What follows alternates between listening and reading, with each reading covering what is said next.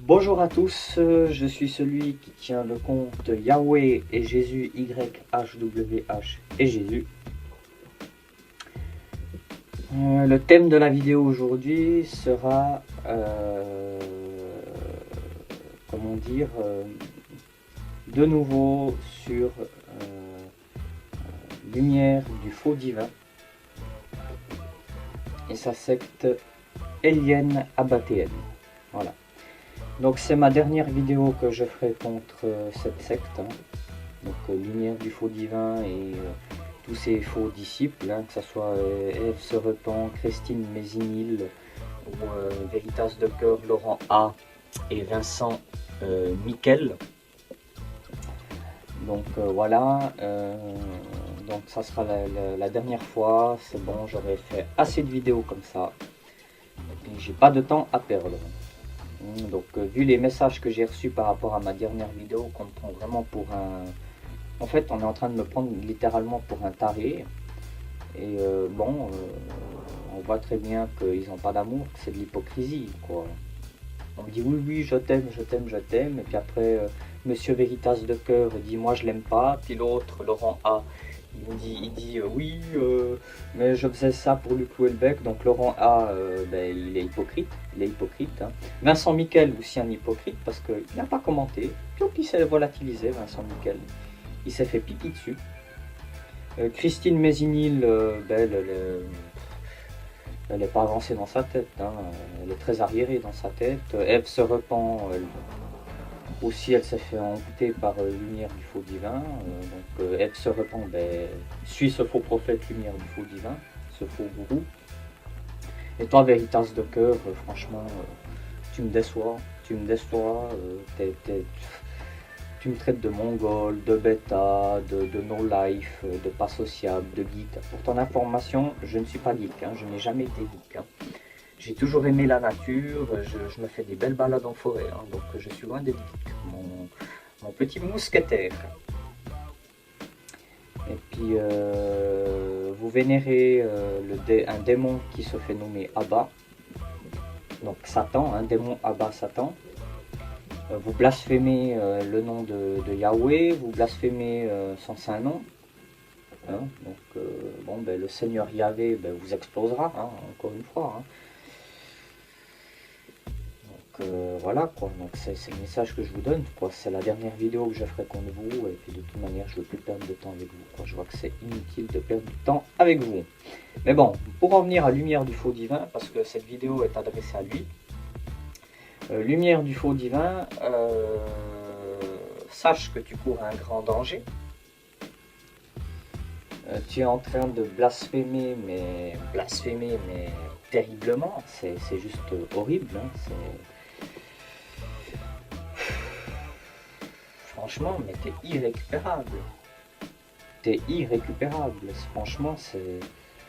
Mais repens-toi, repens-toi, repens-toi, repens-toi. Parce que tu es en train de faire de gros dégâts, quoi. C'est franchement, mais il faut arrêter, là. En tout cas, je te dis un truc, bravo d'avoir fait cette secte, hein, mais dans le mauvais sens, hein, je te dis bravo, hein, pas dans le bon sens. Hein.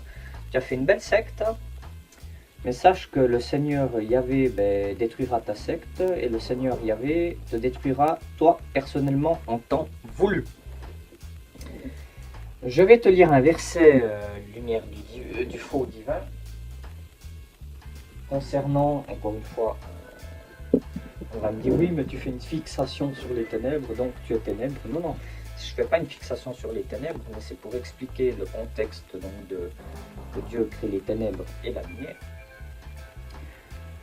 Donc, vous pouvez même aller voir dans vos Bibles, Psaume 104, verset 20. Psaume 104, verset 20. Donc, il faut que je le retrouve. Donc, et là, on voit bien qu'on parle bien de ténèbres naturelles. Donc, la Bible est d'accord avec moi. Donc, ça n'a rien à voir avec les ténèbres maléfiques. Il ne faut pas confondre ténèbres naturelles et ténèbres du diable. Mais bon, bref, ça c'est une autre histoire. On me traite de taré, on me dit que je ne suis pas avancé. que je comprends rien, que voilà, qu'on me traite de stupide. Donc c'est très bien. Très très bien.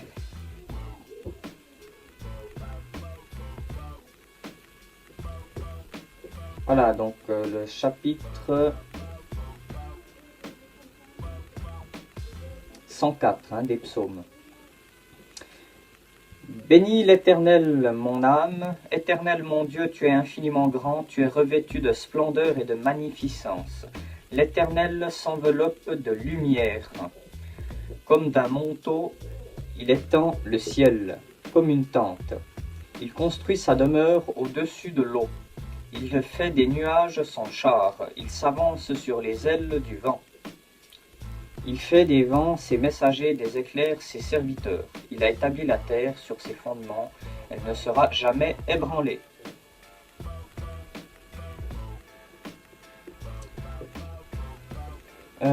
Tu l'avais couverte de l'océan d'un vêtement.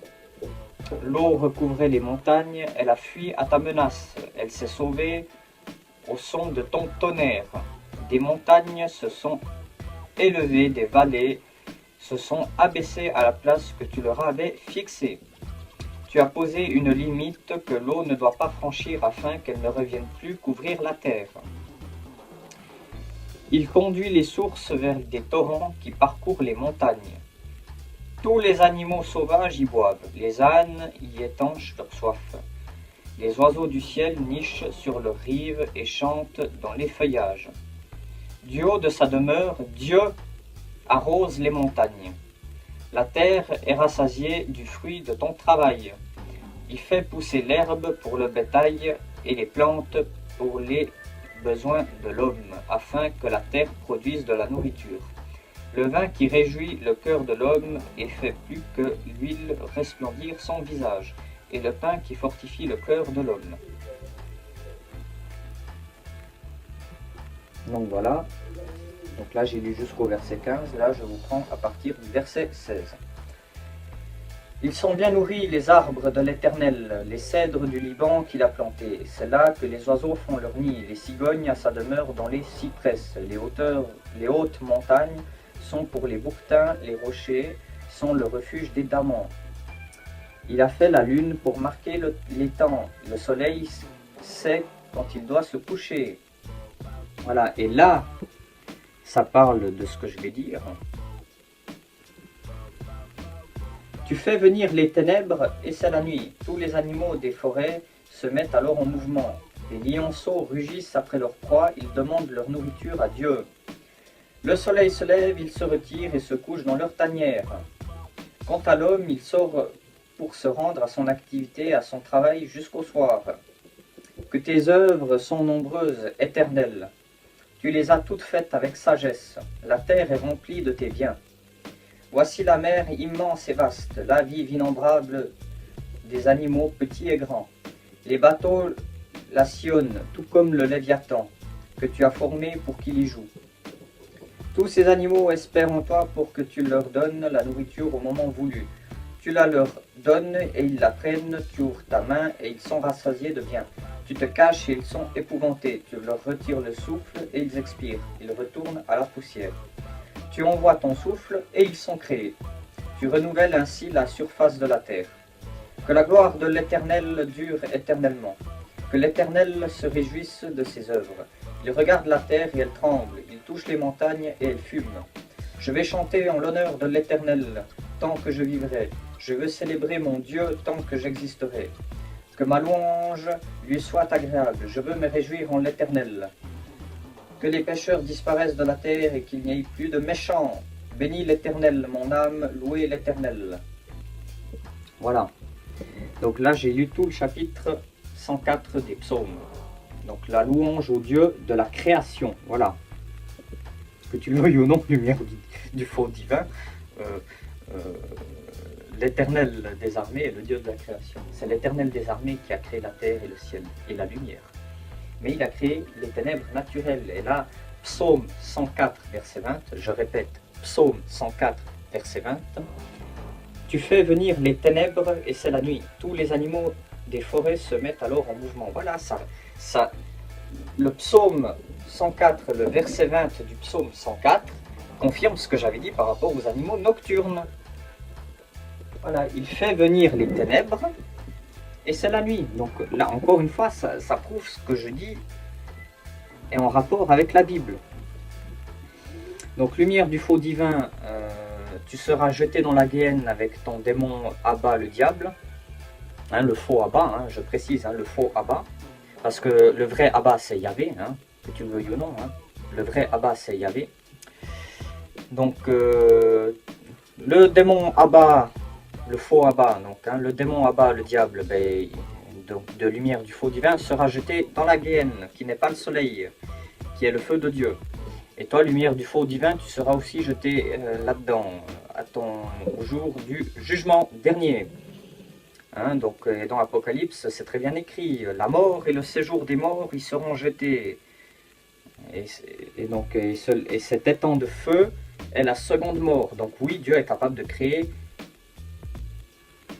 quelque chose qui est plus mort que la mort elle-même, vu qu'il jettera à la fin des temps la mort dans la guéhenne. Donc je vais prendre Apocalypse pour vous prouver que Dieu est capable de créer des choses plus mortes que la mort. La guéhenne en est la preuve. Les ténèbres, donc la nuit, en sont la preuve aussi. Hein, les ténèbres naturelles. Donc voilà, il faut à un moment donné, il faut arrêter. Voilà. Apocalypse, chapitre 20. Le jugement dernier, mais je ne vous lis pas tout le chapitre. Apocalypse, verset 20, verset 14. Apocalypse, chapitre 20, verset 14. Puis la mort et le séjour des morts furent jetés dans l'étang de feu. L'étang de feu, c'est la seconde mort. Voilà. Je répète. Apocalypse, chapitre 20, verset 14. Puis la mort et le séjour des morts.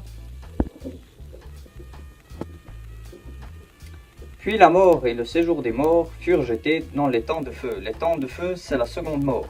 Donc oui, Dieu est capable de créer des choses plus mortes que la mort elle-même.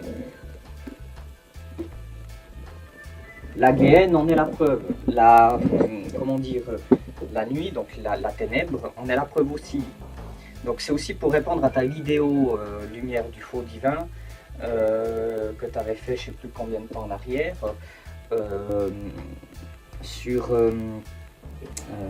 Dieu créa la lumière. Dieu créa la lumière, en effet. Donc, et c'était mis au commencement, il n'y avait rien. Juste le silence des ténèbres infinies et l'esprit du Créateur se mouvait au-dessus de l'abîme. C'est faux, c'est anti-biblique. L'esprit du Créateur ne se mouvait pas au-dessus de l'abîme, se mouvait au-dessus des eaux qu'il avait créées. C'est les ténèbres qui étaient au-dessus de l'abîme. Et moi, quand je parle quand tu parles là de ces ténèbres infinies, mais ce sont des ténèbres naturelles que Dieu après les plaça pour qu'il en fasse la nuit, pour qu'il les ordonne en faisant la nuit. Donc au commencement, c'est faux, il n'y avait pas rien. Au commencement, c'est faux, il n'y avait pas le silence des ténèbres infinies. Il y avait Dieu au commencement. Au commencement, il y avait la plénitude divine. Ensuite, Dieu a créé l'abîme, l'eau, la terre et les ténèbres. Donc oui, c'était un peu un chaos avant.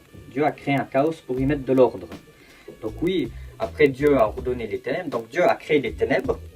Donc les ténèbres de la création, hein, donc la nuit, tout ça. Il a créé donc l'abîme, hein, la future prison des anges déchus. Hein. Il a créé la terre et l'eau. Donc voilà, et après il les a ordonnés. Donc après il a dit que la lumière soit et la lumière fut. Et il sépara la lumière d'avec les ténèbres. Il nomma la lumière jour et les ténèbres nuit. Donc je parle de ces ténèbres-là, je ne parle pas des ténèbres spirituelles, je ne parle pas des ténèbres du diable, je parle des ténèbres naturelles. Donc comme c'est écrit dans le psaume, dans le chapitre 104 des psaumes, verset 20, il ordonne aux ténèbres donc, de venir. Donc il fait venir les ténèbres et c'est la nuit et tous les animaux des forêts se réveillent. Donc encore une fois, c'est pas du pipeau ce que j'ai dit, c'est la vérité. De toute manière, tu es démasqué, lumière du faux divin, c'est fini, tu es foutu, hein, ton sort est scellé, comme tous tes disciples. Hein. Donc comme Veritas de cœur qui a que de la haine, Veritas de cœur, cours un grand risque, et toi, lumière du faux divin, tu es foutu. Hein. Tu cours un grand risque, mais en fait, ton sort est déjà scellé. Que le Seigneur Yahvé, l'Éternel des armées, vous bénisse tous à mes auditeurs. Amen. Alléluia.